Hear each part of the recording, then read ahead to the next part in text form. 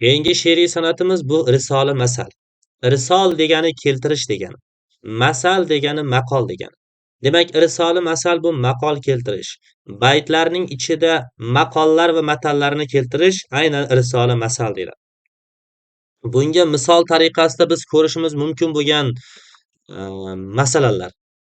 Xunob ichar vaqtimda, xush kelding ko'ngilkim xalqaro, yaxshi masaldirkim, kechir yaxshi kishi osh ustina.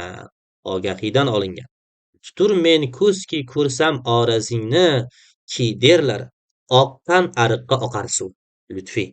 Ko'rib turibsizki, ikkita baytda ham ikkinchi misrasida qo'shtirnoqqa olingan maqollar ishlatilgan. Ustoz, risolni masalni bilishimiz uchun biz aniq va tiniq o'sha mumtoz davridagi Navoiylar davridagi maqollarni bilishimiz kerakmi degan savolga yo'q.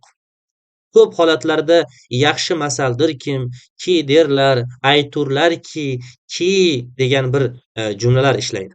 Mana shunga qarab olishingiz mumkin. Lekin ba'zi o'rinlarda Navoiylar yoki boshqa insonlarning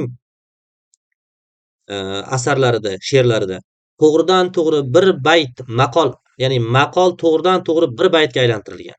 Qanday? Kim birovga qozg'aychoq, anga tushgay o'zi nogoh.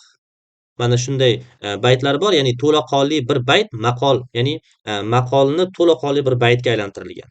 Xuddi shu yerda bir narsani bilishingiz kerak, asosan trendga chiqqan maqollar baytga aylantiriladi.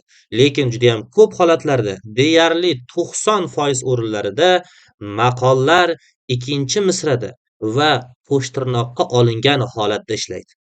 Mana shundan farqlab olishingiz kerak.